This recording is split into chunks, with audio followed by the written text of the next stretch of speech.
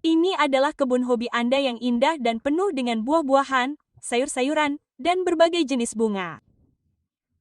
Suatu pagi yang cerah, Anda keluar dan menemukan bahwa separuh kebun sayur Anda telah dirusak oleh makhluk seperti ulat putih ini.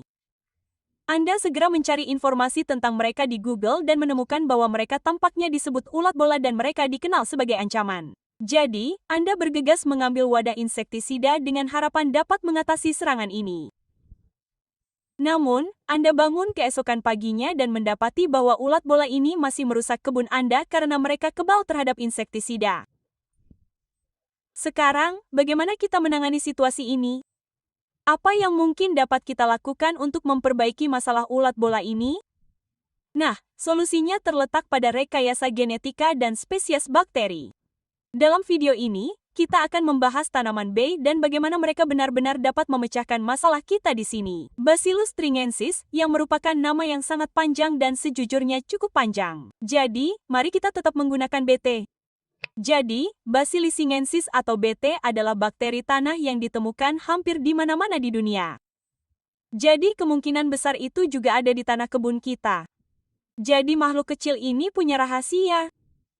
Mereka bisa menghasilkan banyak racun yang menargetkan serangga tertentu. Serangga yang biasanya mendatangkan malapetaka di ladang tanaman seperti cacing bola kecil yang menyebalkan di sini. Racun ini disebut protein kristal insektisida atau protein CRY yang dikodekan oleh gen CRY.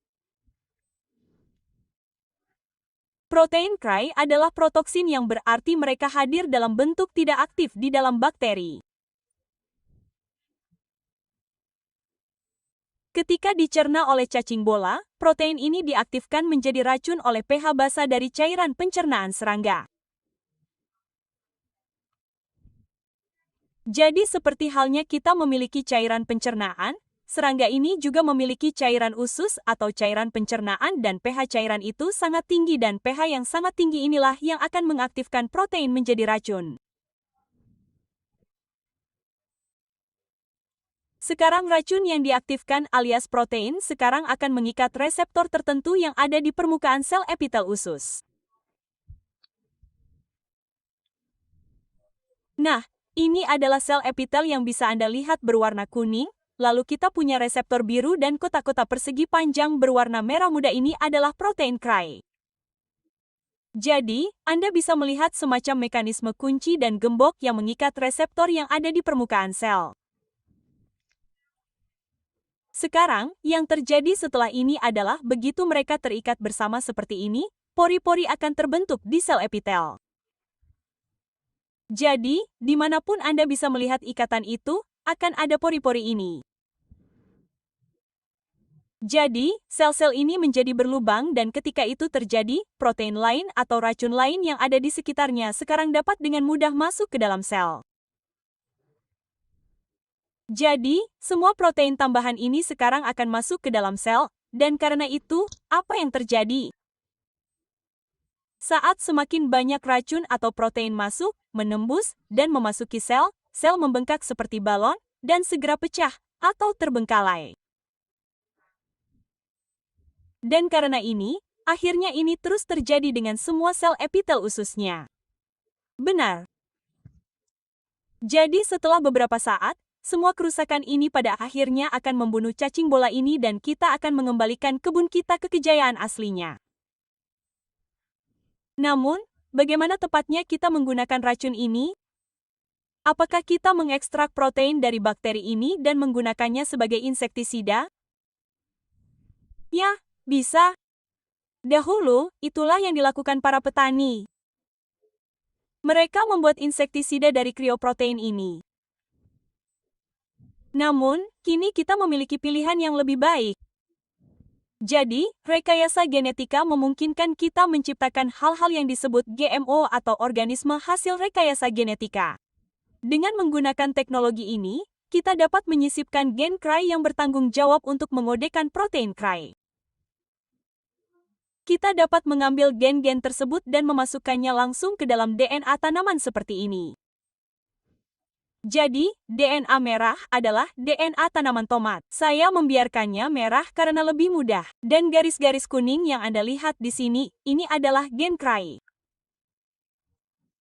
Jadi, kita dapat menyisipkan gen CRY langsung ke dalam DNA tanaman dan kemudian tanaman itu sendiri akan mulai memproduksi racun atau protein CRY tanpa bantuan siapapun.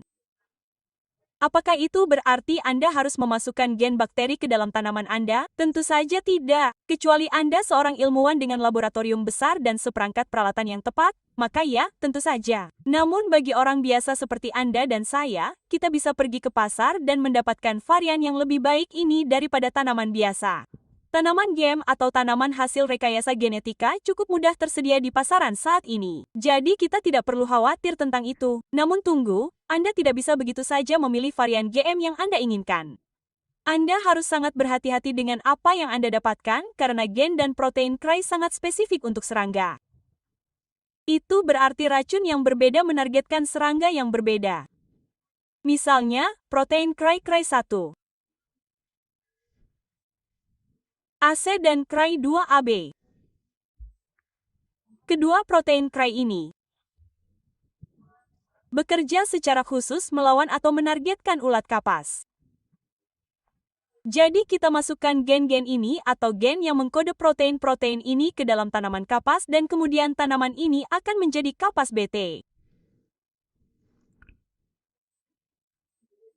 Lalu ada satu lagi protein CRY yang disebut CRY1AB. Nah, yang ini sangat spesifik terhadap hama yang disebut penggerek jagung, yaitu ulat yang dapat memusnahkan ladang jagung atau ladang pala.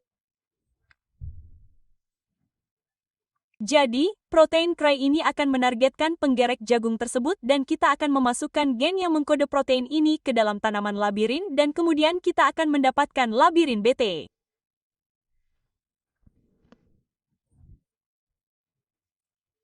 Jadi, jika kita harus mengganti tanaman tomat ini dengan tanaman GM atau tanaman yang ditingkatkan, maka kita harus mencari tanaman tomat BT yang secara khusus akan membunuh ulat penggerek tomat. Kita harus sangat berhati-hati tentang itu. Jadi, Anda mungkin sudah menebaknya sekarang bahwa setiap kali kita menambahkan gen CRY ini ke dalam genom tanaman, maka tanaman itu menjadi tanaman BT atau tanaman pangan BT. Dan saat ini, tanaman B ini tahan terhadap sejumlah besar serangga dan hama yang sebagian besar termasuk anggota dari 3 famili utama. Famili kumbang, famili kupu-kupu yang termasuk ulat penggerek, dan famili lalat. Dan tanaman B ini telah merevolusi dunia pertanian, khususnya di India. Sekitar 80% dari semua kapas yang dipanen adalah kapas B. Sekarang, setelah semua ini, satu hal mungkin masih mengganggu Anda. Anda mungkin berkata, "Hei, kita sedang berhadapan dengan racun bakteri di sini. Bagaimana jika kita memakan varian ini?"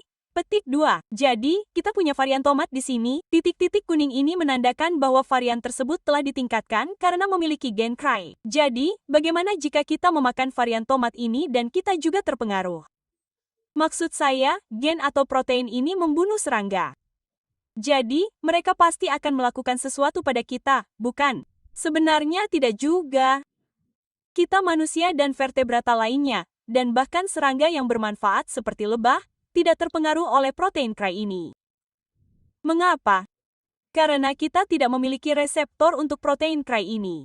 Jadi, jika tidak ada reseptor, maka tidak akan ada pengikatan. Jika tidak ada pengikatan, maka tidak akan ada kerusakan. Jadi, 100% aman untuk mengonsumsi semua varian sayur dan buah yang dapat dikonsumsi yang memiliki gen CRY. Tanaman tersebut tetap sepenuhnya aman karena kita tidak akan terpengaruh sama sekali. Jadi sekarang Anda dapat dengan cepat pergi ke pasar dan mendapatkan tanaman GM ini tanpa khawatir dan mengembalikan kejayaan taman Anda yang luar biasa sekali lagi.